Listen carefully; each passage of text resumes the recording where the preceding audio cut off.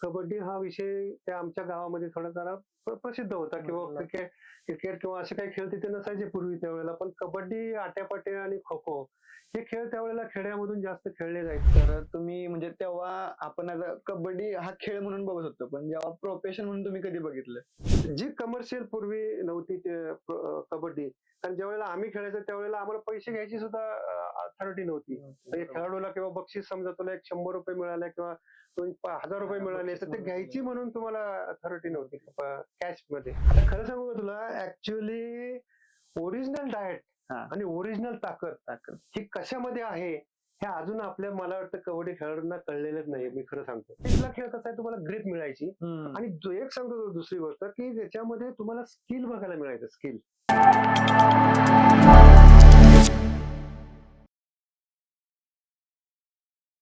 नमस्कार मंडळी, company of कॉन्टेंटमध्ये तुमचं पुन्हा एकदा स्वागत आहे. तर आपल्याकडे आज एक असं आदर्श व्यक्तिमत्व आहे की ज्यांना बघून मुलं आपलं करिअर घडवतात, की त्यांना बघून आदर्श मानतात की मला असं व्हायचंय, मला तसं व्हायचंय. असं एक आदर्श व्यक्तिमत्व आहे की जे महाराष्ट्र कबड्डी संघाचे आणि भारतीय कबड्डी संघाचे माजी कर्णधार होते. त्यांनी शिवछत्रपती पुरस्कार असेल, अर्जुन पुरस्कार असेल, असे खूप सारे नामांकित पुरस्कार त्यांनी तरुण वयामध्ये मिळवलेत. असे श्री शांताराम जाधव सर आपल्यासोबत आहेत. सर नमस्कार, कंपनी ऑफ कॉन्टेंटमध्ये तुमचं वेलकम आहे. सर, मला पहिला प्रश्न असा असेल की तुम्हाला तर आता तुम्ही एवढ्या तरुण वयात तुम्ही म्हणजे एवढे उच्च नामांकित पुरस्कार तुम्ही मिळवले, तर तुम्हाला कबड्डीची आवडी लहानपणापासून लागली असेल. तर लहानपणापासून ते पुरस्कार मिळवण्यापर्यंतची तुमची जर्नी थोडक्यात सांगाल का? माझा जन्म ऍक्च्युली खेड्यातलाच आहे. पुण्यापासून एक वाघोली म्हणून गाव आहे. त्या गावामध्ये माझा जन्म झाला. आमची घरची परिस्थिती अशी सोसो होती. आई वडील शेती करायचे आणि मोठे बंधू जे होते आमचे माझे, तर ते सुद्धा कबड्डी आणि कुस्तीमध्ये त्यावेळेला खेळायचे आणि त्यांचं बघून गावातले वातावरण थोडंसं एक म्हणजे ते वातावरण असल्यामुळं कबड्डी हा विषय त्या आमच्या गावामध्ये थोडा जरा प्रसिद्ध होता. किंवा क्रिकेट किंवा असे काही खेळ तिथे नसायचे पूर्वी त्यावेळेला. पण कबड्डी, आट्यापाट्या आणि खो-खो हे खेळ त्यावेळेला खेड्यामधून जास्त खेळले जायचे. लहान जेव्हा होतो त्यावेळेला मी त्या मॅचेस पाहायला जायचं. पाहता-पाहता मला त्याची आवड निर्माण झाली. आवड निर्माण झाल्यानंतर मग मी जे माझे मोठे बंधू होते, ते एक हवेली तालुक्यातर्फे खेळायचे, पुणे जिल्ह्यातर्फे खेळायचे आणि मग त्या ज्या मॅचेस व्हायच्या तालुका किंवा पुणे जिल्ह्याच्या मॅचेस व्हायच्या, त्या गावोगावी व्हायच्या.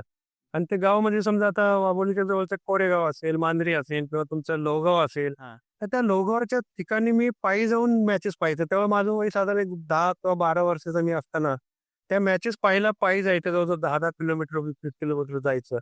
आणि ते एक आवड निर्माण झाली तेव्हा, की अरे कबड्डी म्हणजे एक छान आपल्याला खेळता येईल वगैरे असं. आणि तेव्हापासून मग मी कबड्डीला थोडं शाळेत एक 5वी-6वी पासून खेळायला सुरुवात केली मी. आणि आवड एवढी होती, की आम्ही शाळेच्या मधल्या सुट्टीमध्ये ज्यावेळेला एक 18 दिवसाची सुट्टी असायची आणि त्या सुट्टीमध्ये आम्ही बाहेर गेल्यानंतर मित्रांना सांगायचो, म्हणजे ते माझ्याबरोबर असायचे पोरं तर. तर त्यांना सांगायचं, "चल आपण कबड्डी खेळू." तर पायाने पाटी आखायची आणि मग त्यांना सांगायचं, "तू तिकडे उभा राहा, मी जर एंट्री टाकतो वगैरे." आणि अशा पद्धतीनं मग ती एक आवड निर्माण झाली त्यावेळेला. आणि मग ते आवड निर्माण झाल्यानंतर मग 7वी नंतर मग मी खेड्यातून पुण्यात आलो. पुण्यात आल्यानंतर 8वीला इथे ऍडमिशन घेतलं. मग त्या शाळेतली टीम तिथे नव्हती म्हणून मी कॉर्पोरेशनच्या एका शाळेमध्ये प्रवेश घेतला. तिथे एक कबड्डीची टीम होती आणि मग 8वी ते 9वी पासून तिथे सुरुवात केल्यानंतर 10वी पर्यंत इंटर स्कूल स्पर्धा खेळलो.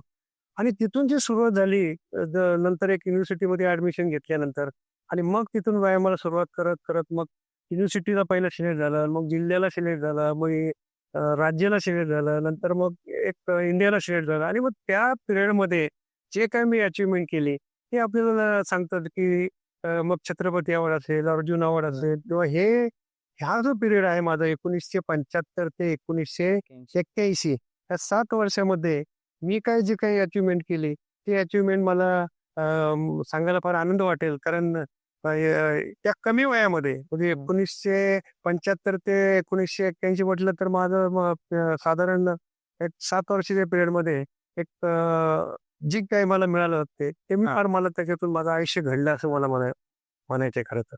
तर तुम्ही म्हणजे तेव्हा आपण आता कबड्डी हा खेळ म्हणून बघत होतो, पण जेव्हा प्रोफेशन म्हणून तुम्ही कधी बघितलं? ऍक्च्युअली पूर्वी हौसी फेडरेशन होतं. हां. आता कमर्शियल फेडरेशन झालंय. हां. म्हणजे हौसी फेडरेशन म्हणजे कसं, की तुम्ही फक्त कबड्डी खेळायचं. पण त्या माध्यमातून फक्त त्यावेळेला फॅसिलिटी अशी मिळायची आपल्याला खेळाडूंना, की फक्त नोकऱ्या मिळायच्या. म्हणजे जर तुम्ही नॅशनल खेळला, इंडिया खेळला, तर तुम्हाला त्याच्यातून एक चांगली नोकरी मिळायची. तर त्या माध्यमातून मला बँक ऑफ महाराष्ट्रामध्ये सुद्धा नोकरी मिळाली होती. पण प्रोफेशनल म्हणजे असं की त्याच्यातून पैसे मिळतात किंवा त्याच्यातून खेळाडूंचं करिअर होतं असातला भाग त्याच्यामध्ये फार कमी होता त्यावेळेला. कारण जो नॅशनल खेळायचा, जो इंटरनॅशनल पर्यंत म्हणजे याच्यापर्यंत जायचा नॅशनलपर्यंत, त्याला नोकरी रेल्वेमध्ये मिळायची किंवा बँकांमध्ये मिळायची, पोलिसमध्ये मिळायची. पण आता परिस्थिती अशी आहे की जी कमर्शियल पूर्वी नव्हती ते कबड्डी आणि ज्यावेळेला आम्ही खेळायचो त्यावेळेला आम्हाला पैसे घ्यायची सुद्धा अथॉरिटी नव्हती. म्हणजे खेळाडूला किंवा बक्षीस समजा तुला एक ₹100 मिळाले किंवा कोणी ₹1000 मिळाले तर ते घ्यायची म्हणून तुम्हाला अथॉरिटी नव्हती कॅशमध्ये. परंतु आता कसं झालंय की तुम्हाला प्रो कबड्डीच्या माध्यमातून आज जे काही खेळाडूंचं करिअर बनलेलं आहे, एक पैशाच्या माध्यमातून आर्थिक उधारणा होत गेली. म्हणजे अशा पद्धतीनं ही कबड्डी प्रोफेशनल मधून म्हणजे हौसी फेडरेशन मधून ती प्रोफेशनल मध्ये कन्व्हर्ट झाली या प्रो कबड्डीमुळे. प्रो कबड्डीमुळे तर आता सगळ्यांचे करिअर घडतच आहेत. हे नक्कीच ना त्याच्यामध्ये हिस्ट्री आहे. म्हणजे एक गोष्ट आहे की बँक ऑफ महाराष्ट्र आणि एक स्टेट बँक मॅच आमची चालू होती ऑल इंडिया टुर्नामेंटमध्ये आणि तुफान खेळलो होतो मी. म्हणजे माझी चढाई किंवा ते मॅच मध्ये एकदम लोक म्हणजे आपले फार उत्सुक झाले होते की जबरदस्त खेळ पाहून ते उत्साही झाले होते. आणि ज्यावेळेला बक्षीस समारंभाच्या वेळेला एक बेस्ट प्लेअर निवडायचा असतो तर त्यावेळेला माझं नाव त्यांनी बेस्ट प्लेअर म्हणून निवडलं आणि एका गेस्टनी एक ₹100 प्राइज द्यायचा कॅश म्हणून. तर तिथे ते बुवा साळवी त्यावेळेला होते आमचे सेक्रेटरी किंवा ऑल इंडिया फेडरेशनचे हे अध्यक्ष. तर त्यांनी ते मनाई केली की ₹100 द्यायचे नाही खेळाडूंना. कारण आम्हाला कॅश घ्यायची परमिशनच नव्हती. म्हणजे हौसी फेडरेशन होतं ना, तुम्हाला कॅशमध्ये कसलंही बक्षीस करता येत नव्हतं. म्हणजे अशी परिस्थिती त्यावेळेला होती. परंतु परिस्थिती बदलत गेली आता. ही अशी बदलत गेली की आता खेळाडूंच्या भवितव्यासाठी खेळ फार झाला पाहिजे, खेळाला महत्त्व वाढलं पाहिजे, लीग स्पर्धा झाल्या पाहिजे, लीगमधून काही खेळाडूंच्या आर्थिक त्यांना मदत मिळाली पाहिजे.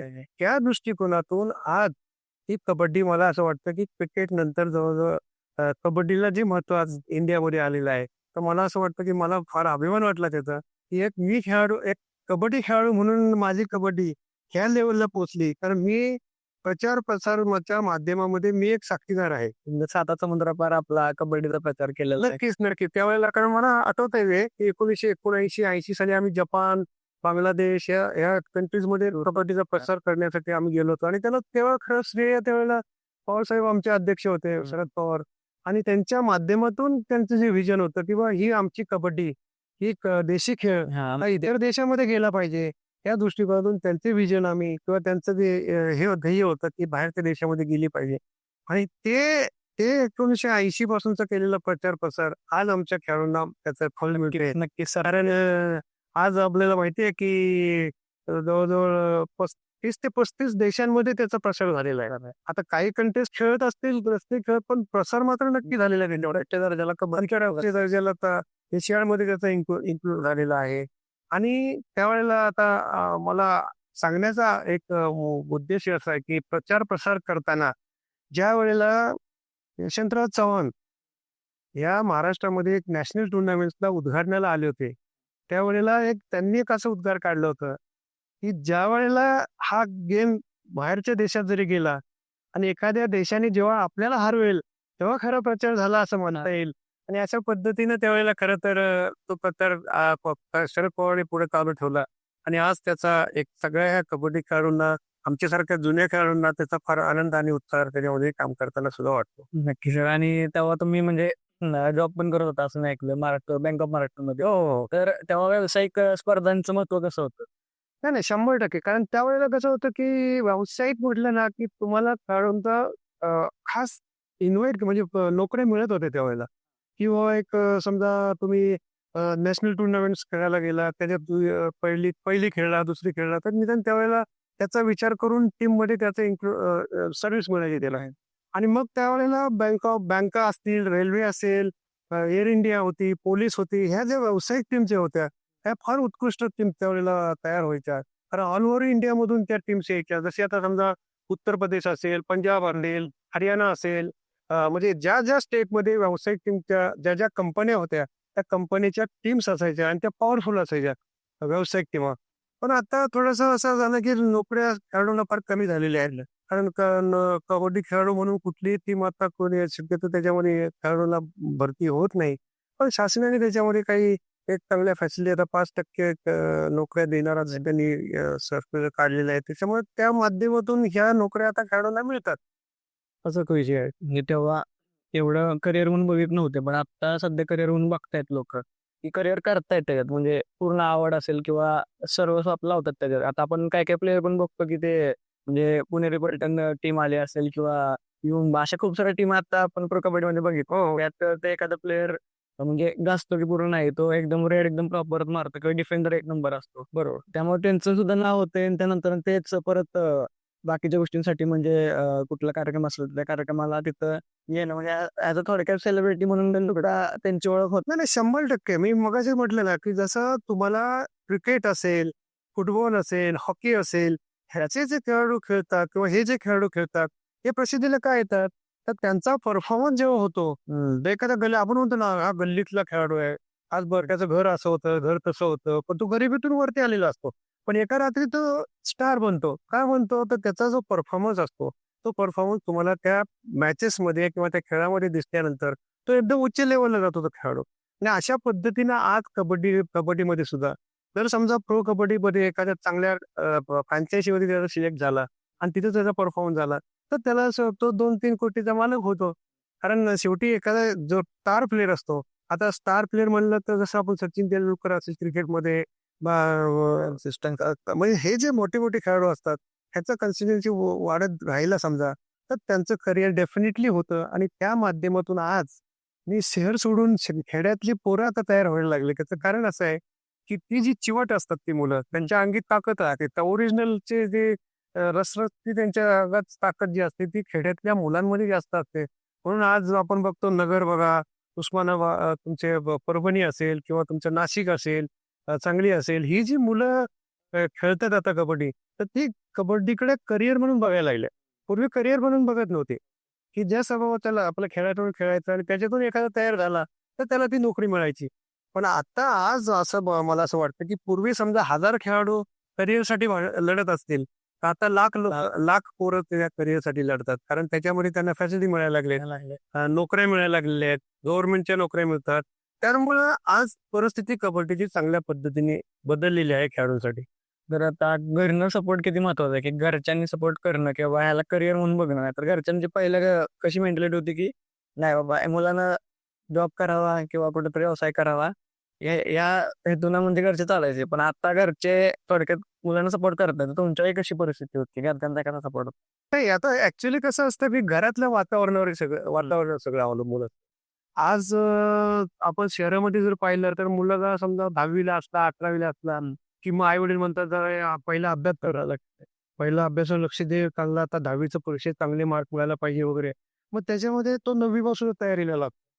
मग 9वी, 10वी आणि 11वी म्हणजे 3 वर्ष त्याच्या त्या जवानीतले किंवा त्याच्या त्या पिरियडमधले खेळासाठी तो यूज करत नाही त्या पिरियडमध्ये. तेच महत्वाचं. पण तो जो एखादा खेळाडू जो स्टार होतो, तो 8वी पासून खेळत असतो, अभ्यासाकडे लक्ष देत असतो, पण दोन्हीकडे लक्ष देऊन तो जेव्हा खेळत असतो, तेव्हा तो चांगल्या पद्धतीने तयार होतो. कन्सिस्टन्सी तर पाहिजेच पाहिजे. मग त्याच्यामध्ये तुम्ही अभ्यास पण केला पाहिजे आणि तुमची सरावाचा किंवा त्या प्रॅक्टिस म्हणा, ह्या सगळ्या कंटिन्यू जर तुम्ही ते ठेवलं, तर डेफिनेटली त्याच्यामध्ये तुम्हाला चांगल्या पद्धतीने डेव्हलप करिअर करता येतं त्याच्यामध्ये. आणि मला प्रश्न असा विचारायचा होता, की तुमचंही डाएट कसं आता म्हणजे प्रत्येक स्पोर्ट्स म्हणले, की डाएट असावा असं असतं. तर तुमचंही डाएट कसा होता आणि आता म्हणजे कसं चालू आहे ते? आता खरं सांगू का तुला ॲक्चुअली ओरिजिनल डाएट आणि ओरिजिनल ताकद ही कशामध्ये आहे, हे अजून मला वाटतं कबड्डी खेळाडूंना कळलेलंच नाही, मी खरं सांगतो. आत्ताचे खेळाडू काय करतायत, ते काय म्हणजे काय तुमचे ते हे ह्याची जी औषधं असतात, काय ते ताकद वाढवण्यासाठी, स्टॅमिना वाढवण्यासाठी. आता ते काय मी आरोप करत नाही कुठल्या खेळाडूवरती किंवा वगैरे. पण सर्रास त्याचा उपयोग होतोय. आज आपण पाहतो इंटरनॅशनल लेव्हलला सुद्धा ड्रग घेतात, हे करतात, ते करतात. मग त्याला बॅन आणतात, हे आणतात. म्हणजे ह्याचा अर्थ प्रत्येक खेळामध्ये ते ड्रगचा हा विषय नक्की आहे. आता हे कशासाठी घेतात ड्रग? तर मग माझा स्टॅमिना वाढला पाहिजे, माझी ताकद वाढली पाहिजे, माझा कॉन्फिडन्स वाढला पाहिजे. ह्याच्यासाठी ते ड्रग घेतात. परफॉर्मन्स झाला पाहिजे. ह्याच्यासाठी ड्रग घेतात. पण आम्ही जेव्हा खेळत होतो, त्यावेळेला मी एकटा 40 मिनिटं इंटर टाकायचा. 40 मिनिटं आहे. म्हणजे माझ्या संघामध्ये दुसरा एंट्री टाकणारा पोरगा पण नव्हता. तरी पण मी कव्हर टाकून जेव्हा मी 40 मिनिटं एंट्री टाकत होतो, तर तो स्टॅमिना कमवण्यासाठी मी काय केलं, मी रनिंग केली असेल, मी स्टॅमिना वाढवला असेल, मला त्याच्यानंतर पर्वतीला 10-12 वेळा खाली गेलो असेल, वळत पळत गेलो असेल, दीड-दीड तास मी व्यायाम केलेला आहे, जोर 1000-1000, 12-12च्या बैठका मारलेल्या आहेत आणि ह्या सगळ्या गोष्टीमुळं माझ्या अंगामध्ये आलेली ताकद ही ओरिजिनल ताकद होती. म्हणजे अशी औषध खाऊन नाहीये. याची हे पण हे कमवलेली ताकद जी होती, तर त्याच्यासाठी जो डाएट होता, तो डाएट काय होता तुला सांगतो. मी गव्हाचं चिक्क तयार करून खायचं, केळी खायचं, खजूर खायचं, शेंगदाणे खायचं. त्याच्यानंतर तुम्हाला म्हणजे ताकाचा हे लागतो कारण तुमची जी अंगावरली ती उष्णता वाढलेली असते त्यांनी सुद्धा तुमची ती कमी होते. म्हणून ताकाचा आहारमध्ये जास्त उपयोग असायचा. आणि थंडाई म्हणजे आता ते पहिलं लोक जास्त घ्यायचे. पण कबड्डीमध्ये मला त्यावेळेला काय आम्ही हे घेत नव्हतो. पण माझ्या डाएटमध्ये 100% की दूध, केळी, गव्हाचा केक, त्याच्यानंतर मांसाहारी एक आठवड्यातून एकदा किंवा दोनदा वगैरे असं असायचं ते. पण हे सगळं करत असताना त्याच्यामध्ये तुमचं माइंड हे 101% त्याच्यामध्ये इन्व्हॉल्व पाहिजे. शारीरिक आहेत पण माइंडसेट आपला 100% शरीर असून काय फायदा आहे? माइंड जर तुमचं त्याच्यात नसेल, तर तुम्ही काहीच करू शकत नाही. कारण ज्यावेळेला एखादी गोष्ट तुम्हाला अचीव्ह करायची असेल किंवा ध्येय गाठायचं असेल, तर तुमचं मन, शरीर हे एकत्र असल्याशिवाय ते दाटूच शकत नाही. कारण तुम्हाला व्यायाम केला तर ताकद वाढणार आहे. रनिंग केली तर स्टॅमिना वाढणार आहे. फ्लेक्झिबिलिटी वाढवावी लागते, ताकद वाढवावी लागते. आज पंजाब सारखे एवढे मोठे-मोठे खेळाडूंच्या समोर जेव्हा आम्हाला खेळायची वेळ आली, तेव्हा मग पहिल्याच नॅशनलला मी असं ओळखलं, की आपले काही निभावं लागणार नाही या लोकांबरोबर. ते 100-100 किलोची पोरं खेळाडू आणि आम्ही आपले 70 आणि 80 किलोची मुलं मुलं काय काय करणार होतो. मग ते डोक्यात ठेवून किंवा त्याच्यापेक्षा आपली ताकद जर त्याच्या बरोबरीने तर नेली पाहिजे ताकद. म्हणून ते 1000 जोर मारायला लागले, 1200 बैठका मारायला लागल्या. पर्वतीला 10 वेळा खालीवर करावं लागलं. ह्या पद्धतीनं केल्यामुळं ते करिअर आपलं ह्या लेव्हलला पोहोचलेलं आहे. समजा आता खेळताना छोटी किंवा मोठी इंजुरी आपल्याला होते. तर त्याचा इम्पॅक्ट म्हणजे थोडक्यात बाबा काय काय इंजुरी काय काय प्रकारच्या इंजुरी कसं आहे माहिती आहे का याच्यामध्ये? इंजुरी हा प्रकार जो आहे, तुमच्या नखाला जरी इंजुरी झाली ना, तर 1% फरक पडतोय परफॉर्मन्सवरती लक्षात घ्या. तुमच्या बोटाला इंजुरी झाली किंवा तुमच्या ह्याला 1% नक्की पडणार तो. आता त्या इंजुरीवरती बऱ्याच गोष्टी अवलंबून असतात. कुठली इंजुरी झाली? सांध्यात झाली का? समजा हाडांना झाली का? किंवा असं ह्याच्यामध्ये मसलला काही प्रॉब्लेम येतो का? तर ह्याच्यावरती इंजुरी अवलंबून असते. आता ऍक्च्युअली कसं आहे, की तुम्हाला साधी इंजुरी म्हणजे मसल समजा तुमचा हे झाला, दुखावला गेला, काय झाला, तर डेफिनेटली तुमच्या त्या परफॉर्मन्सवरती 25% 30% परफॉर्मन्सवरती फरक पडतो. आणि सांध्यामध्ये जर तुम्हाला इंजुरी झाली, समजा गुडघ्यामध्ये इंजुरी झाली किंवा खांद्यामध्ये इंजुरी झाली किंवा तुमच्या हाताला इथून पुढे इंजुरी झाली, तर त्याच्यामध्ये 50 ते 60% तुम्हाला परफॉर्मन्सवर फरक पडतो. कारण मला मला स्वतःचा अनुभव आहे माझा असा, की मी ज्यावेळेला खेळत होतो, माझं वय 25 म्हणजे 25 जर संपत आलं होतं माझं आणि फॉर्ममध्ये होतं. आता 25 म्हणजे 30-35 पर्यंत खेळाडू खेळत असतात. तरुण वय वय साधारण एक 20 ते 28 हा खरा पिरियड कबड्डीवाल्यांचा आहे. 20 ते 28. पण माझा पिरियड हा 18 ते 25च झाला. असतो तो का झाला? तर त्याच्यातून ज्यावेळेला मी शेवटची मॅच खेळलो, त्या मॅच खेळत असताना माझ्या गुडघ्याला लागलं. गुडघ्याला म्हणजे ट्विस्ट झाला माझा गुडघा. लिगामेंटला प्रॉब्लेम आला आणि तिथेच मला एकदम माझं मनोधैर्य एकदम खच्ची झालं त्याच्यात, की आता आता काय खरं नाही आपलं आता परफॉर्मन्स काय. कारण तेव्हा तेवढे उपाय त्यावेळेला नव्हते, काही नव्हते. आणि ते लागल्यानंतर मग मी असा विचार केला, की आता जर मी परत खेळलो तर माझ्या परफॉर्मन्स होणार नाही. कारण मी ज्या लेव्हलला खेळलेलो होतो त्या त्या वयामध्ये किंवा माझे कारण ऐन फॉर्ममध्येच मला त्याला लागलेलं होतं. म्हणून ती गोष्ट की माझा गेम होणार नाही म्हणून मी त्याच वर्षी, त्याच दिवशी म्हणजे ज्या दिवशी लागला त्याच दिवशी मी ते डिक्लेअर करून टाकलं त्याला, की आता इथून पुढे मी सिलेक्शन ट्रायल किंवा वगैरे खेळणार नाही. कारण का, की हा गुडघ्याला जेव्हा इंजुरी होते, तेव्हा मला माहिती होतं, की माझा गेम अजिबात होणार नाही. आणि मी जो गेम केलेला आहे, तो जर गेम लोकं विसरली तर हा शेवटचा बघितलं तर म्हणते याला अर्जुनावर मिळाला. म्हणून मी डिक्लेअर केला तो फॉर्म 26व्या वर्षी. योग्य तो निर्णय घेतला. योग्य तो निर्णय. म्हणून इंजुरी हा जो प्रकार आहे खेळामध्ये, मग तो अंगठ्याला होते, हाताला होते, ह्याच्या होते. इंजुरी झाली की तुमचा परफॉर्मन्सवरती परिणाम 100% होतो. आणि सांध्यामध्ये कुठली जरी इंजुरी झाली, तरी त्याच्या सुद्धा याच्यामध्ये जवळजवळ 40% ते 50% त्याच्यामध्ये फरक पडतो लागले. आता तिथून पुढे तुम्ही म्हणजे खेळत होता. खेळल्यानंतर मग तुम्ही इंजुरी डिक्लेअर केली. नंतर तुम्ही खेळणं बंद केलं. नंतर पुढे तुम्ही प्रशिक्षक म्हणून हे केलं असेल, बरोबर? हो. तर ऍक्च्युअल खेळणं आणि प्रशिक्षण देणं याच्यामध्ये काय डिफरन्स आहे? तर डेफिनेटली कारण कसं असतं, की शिक्षक शिकवत असतो. पूर्वीपासून शिक्षक शिकवत असतो. पण मी ज्यावेळेला खेळत होतो, माझा पिरियड मी खेळामध्ये घातला. 18 ते 25 किंवा 18 ते 26 हा खेळामध्ये. म्हणजे मी ज्या वेळेला खेळलो ज्यावेळेला खेळलो म्हणजे 100 म्हणजे 100% लक्ष त्याच्यावरती माझं त्या खेळावरती असायचं. म्हणजे मॅच समजा एखादी सुरू झाली किंवा स्पर्धा खेळायची वेळ आली, तर मी मॅच सुरू व्हायच्या आधी पुन्हा म्हणजे कॉन्फिडन्सली की बाबा नाही आपल्याला जिंकायचंय. आणि खेळत असताना पहिल्या एंट्रीपासून तर शेवटच्या एंट्रीपर्यंत 40 मिनिटामध्ये फक्त त्या 40 स्क्वेअर 40 बाय 20 फुटामध्ये माझं लक्ष त्याच्यामध्ये असायचं. माझं नजर सुद्धा त्या ह्याच्या बाहेर जायचं नव्हतं.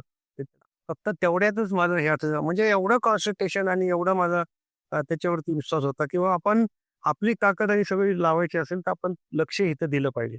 अशा पद्धतीनं त्यावेळेला तर आता तुम्ही जेव्हा लहान होता तेव्हा तुम्हाला प्रशिक्षण करत होतं ना, आताचे जे प्रशिक्षण देणारे लोक आहेत, तर त्यांच्यात किती फरक येतो? तुमच्या इथे प्रशिक्षण करतात ना आता वेगळं. नाही 100% आताचा फरक दोन्ही दोन्ही कोचिंगमध्ये म्हणजे पहिल्या कोचिंगमध्ये म्हणजे पूर्वीच्या कोचिंगमध्ये आणि आत्ताच्या कोचिंगमध्ये फरक आहे त्याच्यामध्ये.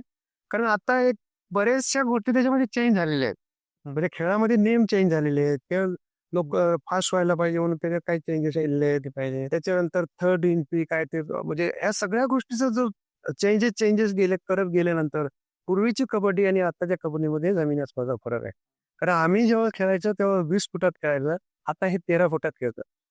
13 ते 14 फुट 20 फुटामध्ये खेळायचं म्हणजे मागची जी बकलाईन जी होती ती त्या लाईनला पाय लागायचा असा खाली तोपर्यंत पकडायची नाही. म्हणजे तिथून पॉईंट काढायला जे स्किल असायचं त्यावेळेला ते स्किल आमच्या वेळेला वेगळं होतं आणि आत्ताच्या स्किलमध्ये वेगळा फरक आहे. डेफिनेटली कारण तुम्हाला तो गेम फास्ट व्हायला पाहिजे. पूर्वी बघा ना 1-1 किंवा 2-2 पॉईंट वरती खेळला जायचा. किंवा चला शेवटपर्यंत इक्वल झाली पण ती 0-0 व्हायची. पण त्याच्यामध्ये जे थ्रिलिंग होतं, त्याच्यामध्ये जी हे होती, की अरे आता काहीतरी होणार आहे. आता बघा नंतर गेलाय आता पॉईंट काढणार आहे, काहीतरी आता होणार आहे. हे जे पूर्वी होतं, आता काय झालंय फास्ट झालंय. प्रत्येक एंट्रीमध्ये तुम्हाला फरक जाणवतो त्याच्यामध्ये.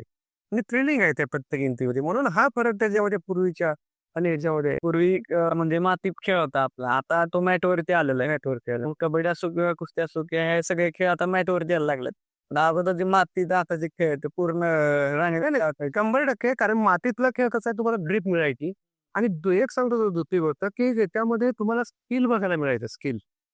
म्हणजे मातीतला जो गेम होता, त्याच्यामध्ये तुम्हाला चौडा काढणं, कंबर काढणं, एकेरी काढणं, समोरून चैन मारणं, पुढनं म्हणजे बॅक साईडनी चैन मारणं, समोरून ब्लॉक करणं. मी किती स्किल सांगतोय आहे का बघा लक्षात घे. समोरून ब्लॅक करणं, एकेरी काढणं, दुहेरी काढणं, तुमच्या अनुभवांवरती प्रसिद्ध होतं. उडी मारणं. हे जे प्रकार आहेत, त्या स्किल पैकी आज प्रो कबड्डीमध्ये फक्त तुम्हाला म्हणजे एक WWE टाइप पडी असेल ना, म्हणजे अंगावर जाऊन पडायचं, धपापकीने सगळ्यांनी येऊन एकाच खेळाडूवर पडायचं. ह्याच्या व्यतिरिक्त तुम्हाला काय स्किल दिसतं? हा एका दुसरा एक चैन मारतो, चौड्या काढतो, ते मात्र ते स्किल दिसतं. पण मी जेवढे स्किल सांगितले, ह्या स्किलमध्ये शक्यतो त्याच्यामध्ये फार लोप झाले ते थोडं. काही खेळाडू मारतात, काही खेळाडू येतात. आता मी जेव्हा खेळायचं त्यावेळेला मी चैन माझी म्हणजे मी समोरून जी चैन मारायचं किती जरी ताकदवान जरी प्लेअर असला तर तो माझ्या चैन वरून जात नव्हता. तुम्ही कोणत्या पोझिशनला खेळ राईट पॉर्नरला खेळायचा आणि राईट माझी एंट्री होती. आणि ते खेळत असताना जो कॉन्फिडन्स असतो किंवा हे असतं आता सुद्धा ह्या प्रो कबड्डीमध्ये आज आपण जे बघतोय कबड्डी आहे त्याच्यामध्ये फास्ट आहे, सगळ्यांना आवडतो. मी सांगितलं ना WWE मध्ये कसं की तुम्ही एखाद्या खेळाडूचे म्हणजे खेळाडू खाली पडलं की त्याला अंगावर पडायचं, कोपरा मारायचा, हे मारायचं, हे जे प्रकार आज इंजुरी करण्यावर तर अशा पद्धतीनं पूर्वीची कबड्डी आणि ह्या कबड्डी म्हणजे मातीतली कबड्डी आणि प्रो त्याची मॅटवर कबड्डी ह्याच्यात जमीन असण्याचा फरक आहे. कारण आता तुम्हाला स्टॅमिना भरपूर पाहिजे. मातीवर खेळताना स्टॅमिना पण पाहिजे होता, पण त्याच्यावर ग्रीप मिळायची, त्यामुळे तुम्हाला तिथं स्किल बघायला मिळायचं. आणि त्या मातीमधली जी कबड्डी होती ती शक्यतो 60-70% ही उभ्या पकडी व्हायच्या. पण आता तुम्हाला उलट झालंय. वरून नाही खाली 80-90% सगळे पकडे तुमच्या बॅटवरती होतात खाली पडल्यानंतर. तर तेव्हा आपल्याला माहित होतं की माती आहे. मातीत पडलं तर लागू शकतं. पण आता यांना माहित झालं मॅटवर कसंही पडलं तरी काय होत नाहीये. आता तो लागेल किंवा नाही लागेल हा प्रकार वेगळाच आहे. पण ते जे स्किल होतं ना मातीवरचं, ते स्किल काय होतं तुम्हाला त्यावेळेला आता चेन मारणं काय वगैरे तुम्ही चेन मारू शकता. पण इथं तुम्ही ते काय फक्त पाय धरण्याच्याच भानगडीत पडतात. तर सर आता तुम्ही एवढं सांगितलं तुमचा एखादा स्मरणात असलेला किस्सा, आवडता किस्सा कुठला आहे का? आता माझं खरं तर तुला सांगतो, की माझं स्किल जे होतं म्हणजे खरं कबड्डीतलं स्किल माझ्या तोंडून जर आता मी सांगायला सुरुवात केली, तर मी कसा खेळत होतो हे मलाच कळत नव्हतं सुरुवातीला यावेळेला. पण आता कळायला लागलं, की बाबा मी कशा पद्धतीने पॉइंट काढत होतो आणि कशा पद्धतीने मी खेळत होतो. खरं तर सांगतो तुला मी ज्यावेळेला मी खेळायचं म्हणजे एक संघ माझ्या महाराणा प्रताप संघातून खेळत असताना किंवा महाराष्ट्र संघातून खेळत असताना किंवा इंडियाच्या संघातून खेळत असताना, त्यावेळेला मी तिसरी एंट्री टाकायचा. आणि ती तिसरी एंट्री असं टाकायचं, की समोरची जी टीम होती, त्या टीमचं खिळखिळं करायचं मी. म्हणजे एवढं जबरदस्त ती जमीन हलते की काय, एवढ्या फास्टमध्ये ती एंट्री पडायची आणि ती समोरची टीम त्यावेळेलाच एकदम एका याच्यामध्ये गारद होऊन जायची. खरंच आमचे एवढे प्लेयर आउट केले. हां. तर तो विषय असा आहे त्याच्यामध्ये, की ज्यावेळेला तुम्ही जेव्हा तुमचं इम्प्रेशन जेव्हा एंट्रीचं असतं त्या समोर त्यावेळी येतं, त्यावेळेला तो एक भाग त्याच्यामध्ये पॉइंट काढायला तुम्हाला त्याचा जो फायदा होत असतो. आता माझी जी एंट्री होती, ती एंट्री मी उलटी लाथरी मारायचं, तसं बॅक किक मारायचं, नंतर समोर तो म्हणजे धडक देऊन रापमुनी मारायचं. समोरून जर प्लेयर आला तर माझा हात खांदा त्याच्या छातीत बसायचा आणि त्यावेळेला 4-4 खेळाडू माझ्या पाठीवर घेऊन मी त्याला घेऊन यायचं. म्हणजे हे जे स्किल माझ्या एंट्रीमध्ये होतं, ते त्यावेळेला त्या पद्धतीने मी यूज केल्यामुळं मला त्याचा परफॉर्मन्स लोकांच्या अगदी डोळ्यात म्हणजे भरून अजूनही त्यांच्या डोळ्यात भरलेले आहेत तो परफॉर्मन्स किंवा ते स्किल. म्हणजे तुम्ही लोकांच्या डोळ्यात बघून बघितलं की तुम्ही कशा प्रकारे खेळत. हां, तर अशा पद्धतीने तो त्यावेळेला मी माझा गेम असायचा. तर त्याच्यातला एक विषय तुला खरं सांगतो, की समजा माझी एंट्रीमध्ये एक ज्यावेळेला मी एंट्री टाकायचं आणि मला समजा पकडायला कोणी आला, तर त्याच्या डोक्यावरती मी हात ठेवायचा असा आणि ती जंप मी मारायचा. म्हणजे ती एक जंपचा फोटो आहे माझ्याकडे तुला मी म्हणजे दाखवेल त्या कधी आता हे. पण फार सुंदर ती जंप अशी म्हणजे इथे असे पाय असे वरती छातीला लावायचे आणि त्याच्या डोक्यावर असे हात ठेवायचे आणि पलीकडे जायचे. तर ही जी जंप मी मारली होती त्यावेळेला 1900 म्हणजे जस्ट सुरुवात केली होती मी कबड्डीला पुण्यामध्ये आणि राणा प्रताप आणि आमची मॅच सुरू होती ते पुण्यामध्ये आणि आम्ही लीडिंगला होतो. पण ते एक शेवटची एंट्री होती मी टाकली मी आणि मरगू जाधव म्हणून एक प्लेयर होता त्यांच्यामध्ये. तो आला आणि मी सहज उडी मारली त्या डोक्यावर आली. म्हणजे काही न मनात काही नाही, काही नाही. पण ती अशी ऑटोमॅटिकली ती सुचली हे जंप. आणि तेव्हापासून मग मी तिने जंप मारायला सुरुवात झाली माझी. मग ते त्याला हनुमान उडी नाव कधी. हनुमान उडी ते नंतर मग पेपरवाले टाकायला लागले. शांताराम जाधवची हनुमान उडी. मग ते असं पेपरला हेडिंग वगैरे यायचं. आणि मग ते प्रत्येक मॅचला कधी-कधी जंप मारायचं. पण लोकं फोटोग्राफर काय करायचं लावून धरायचा कॅमेरा. त्या कधी जंप मारतोय आणि कधी फोटो काढतोय. तर अशा पद्धतीने ते त्यावेळेला हनुमान उडी म्हणून ते प्रसिद्ध झाले. त्यानंतर बरेच खेळाडू मारायचे. तसं वसंतूत पण मारायचं हे करायचं. पण ती मारण्याची जी पद्धत होती, प्रत्येकाची वेगळी आहे ना. कोणी हात मारतो किंवा नुसता अशी जंप पलटी मारतो. पण ही जी जंप होती, जसं बेडूक उड्या मारतं पुढे का मानसरोवर असं पुढे उड्या मारतं.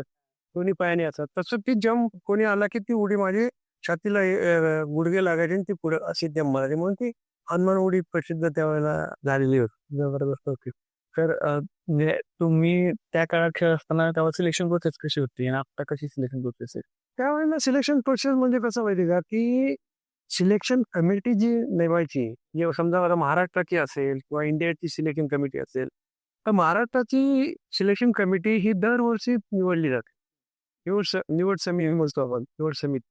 तर ती निवड समिती निवडताना त्याच्यामध्ये राष्ट्रीय खेळाडू असतील किंवा असोसिएशनचा कोण एखादा माणूस असतील आणि अजून थर्ड पर्सन असं अशी ती सिलेक्शन कमिटीची एक समिती असते.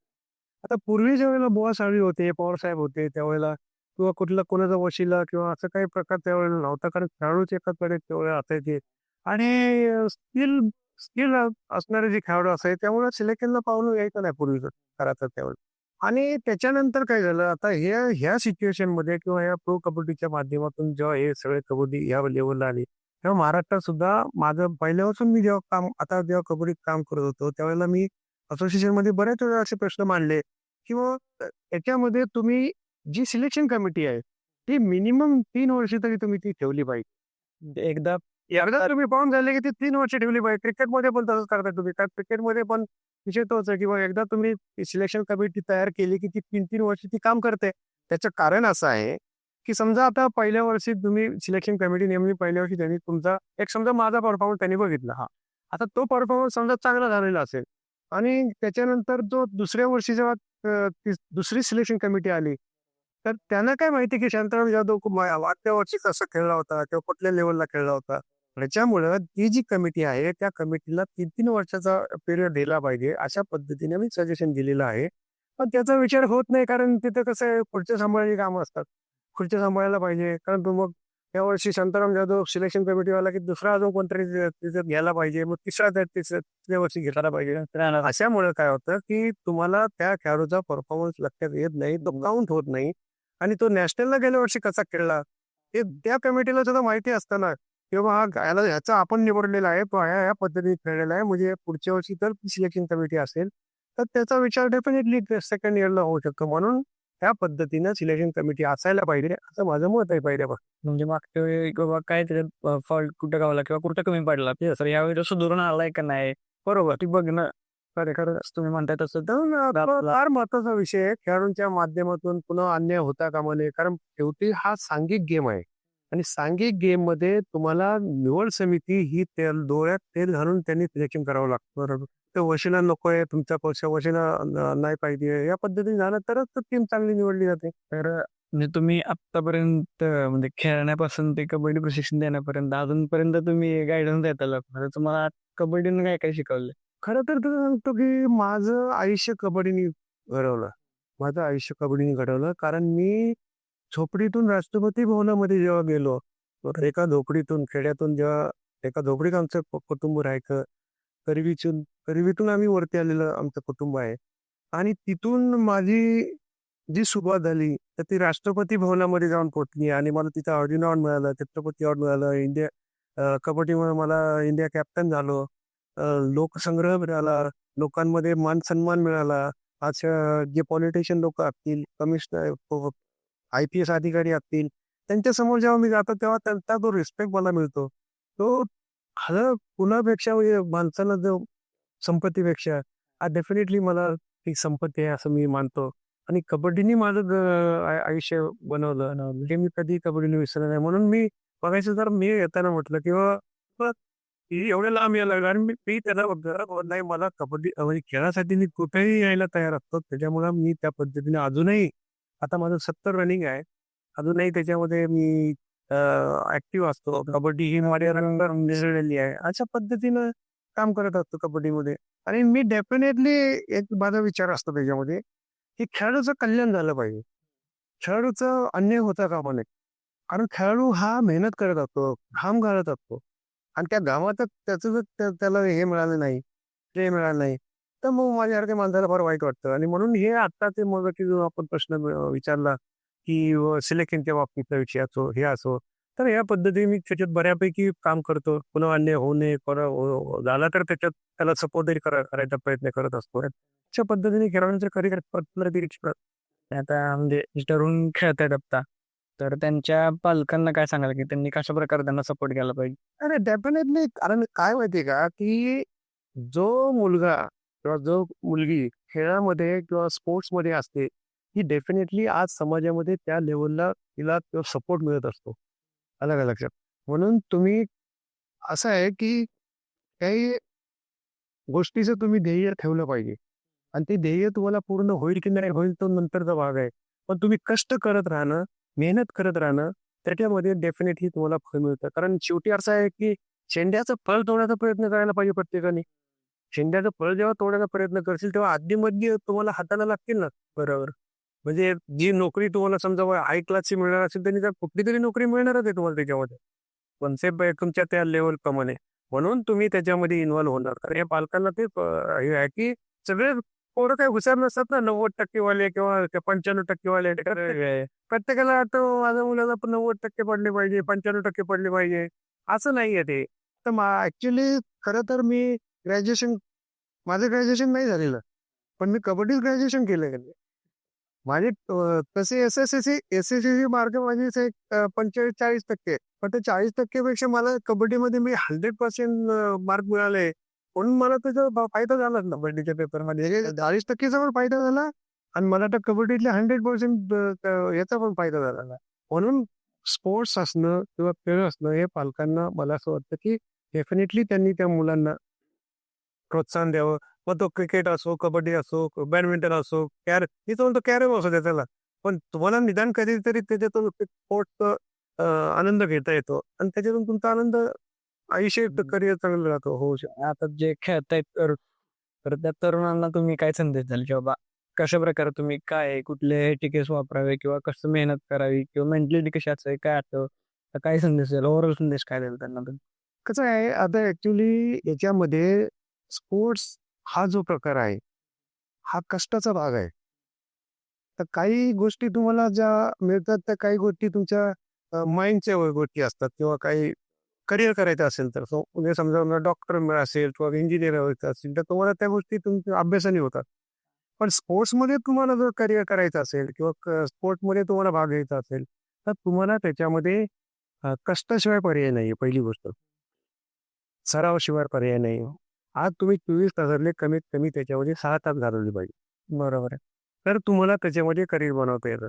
नाहीतर मग त्याच्यामध्ये जातं कबड्डी खेळायला तासभर प्रॅक्टिस करते, अर्धा तास व्यायाम करते, नंतर वाढदिवसाला जाते, पिक्चरला जाते, मग आई जरा मी जसं ट्रिपला जाऊन येतो. ह्या माइंडनी जे खेळाडू घडतात ते कधीही मोठी होत नाहीत लक्षात ठेवा. आणि पहिली गोष्ट स्वतः तो कोच पाहिजे. स्वतःच्या माइंडचा, स्वतःच्या शरीराचा तो कोच पाहिजे. दुसरा कोचवाला नाही चालणार. माझ्या शरीरासाठी. बरोबर. माझ्या शरीराला काय लागतंय आणि माझ्या शरीरासाठी मला काय करायला पाहिजे हे त्याच्यावरती अवलंबून असतं. त्याच्या माइंडवरती अवलंबून असतं. समजा आता मी कोच आणि तुला समजा कोचिंग करतोय. खेळ कबड्डी. मी सांगणार एक 100 जोर मार आणि हे कर, असं कर. मी तुला समजा इन्स्ट्रक्शन दिल्या. पण करायची जबाबदारी कोणाची आहे? बरोबर. त्यांनी जर केलं नाही तर कोच काय करणार आहे? कोच तर शिकवणार तिथे तुम्हाला हे करणार. पण तुम्हाला बाकीची मेहनत जी आहे, ही मेहनत तुम्हाला स्वतःची स्वतः करावी लागते. माझा जेव्हा कोच होता, त्यावेळेला मी सांगितलं ना, की मी चितळेचं दूध सुद्धा घातलेलं आहे. चितळेचं दूध याच्यासाठी घातलं, की माझा 11वीला इंग्लिशचा पेपर राहिला होता. आणि त्या इंग्लिशचा पेपर राहिल्यामुळं मला 1 वर्ष मिळालं मेहनत करायला. 11वीला. त्या पिरियडमध्ये काय करायचं म्हणून चितळेचं दूध घातलं सकाळी 4 ते 6. 6 वाजता मी समर्थ व्यायाम मंदिरला जायचं 1.5 तास. दूध घातलं, की तिथून मी समर्थ व्यायाम मंदिरला जायचं. तिथं व्यायाम करायचा 1.5 तास. तिथून घरी गेलं, की मग मी थोडा आराम करत थोडा जेवण वगैरे झालं, की तास 2 तास मी दुपारी झोपायचं. नंतर 4 वाजता परत मी ग्राउंडवर जायचं आणि ग्राउंडवर गेल्यानंतर तिथं परत 2 तास प्रॅक्टिस करायचं. म्हणजे असा जो त्या 11वी झाल्याच्या पिरियडमध्ये मला 1 वर्ष मिळालं. त्याच्यात मी डेव्हलपमेंट केली शरीराची पहिल्यांदा. शरीराची डेव्हलपमेंट झाल्यामुळं पहिल्याच वर्षी युनिव्हर्सिटीला जेव्हा गेलो